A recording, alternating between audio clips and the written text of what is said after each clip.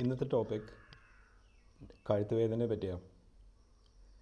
ചില ആൾക്കാർക്ക് കാലത്ത് എഴുന്നേൽക്കുമ്പോൾ തന്നെ സിവിയർ നെക്ക് പെയിൻ ആയിട്ട് എഴുന്നേക്കാം.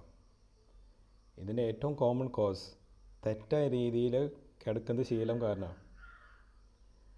ഞാൻ സംസാരിക്കുമ്പോൾ എൻ്റെ മുഖത്ത് മിഡിൽ, അതായത് മൂക്കും ചുണ്ടും ഒരു ലൈനിലാവും, ബോഡിയുടെ മിഡിലായിട്ട് ഒരു ലൈനിലാവണം. ഞാനിപ്പോൾ ഇങ്ങനെയല്ല സംസാരിക്കണേ, അല്ലെങ്കിൽ ഇങ്ങനെയല്ല സംസാരിക്കണേ, ഞാൻ നേരെ നോക്കിയിട്ടാണ് സംസാരിക്കണേ.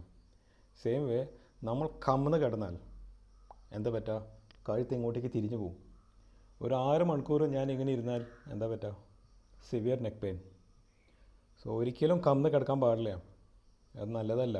സെക്കൻഡ് പോയിൻറ്റ്, നമ്മളുടെ ഓക്സിജൻ കിട്ടില്ല, കൂർക്കം വലി വരും, അത് ബ്രെയിൻ ഡാമേജ് ഉണ്ടാക്കും.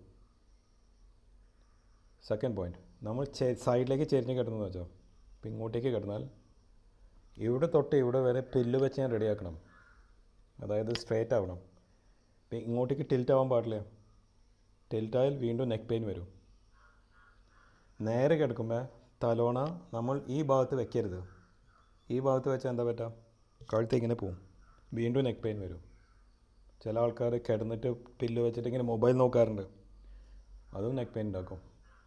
നമ്മൾ വെക്കുകയാണെങ്കിൽ ഈ സൈഡിലാണ് വെക്കേണ്ടത്. ഞാൻ കൈവച്ച ഭാഗം ഒരു ഷീറ്റ് മടക്കിയിട്ട് ഈ ഭാഗം ഒരു വളവുണ്ട് ഇവിടെ, അത് തലയുടെ ബാക്കിൻ്റെ ബാക്കും ഒരു ലൈനിലാവും. ഇതിൻ്റെ ട്രീറ്റ്മെൻറ്റ് എന്ന് വെച്ചാൽ എക്സ്റേ എന്തായാലും വേണ്ടി വരും. ബെഡ് റെസ്റ്റാണ്, അതായത് സിമ്പിളായിട്ട് പറഞ്ഞാൽ തലയുടെ ഭാരം കഴുത്തിൽ വരാൻ പാടില്ല.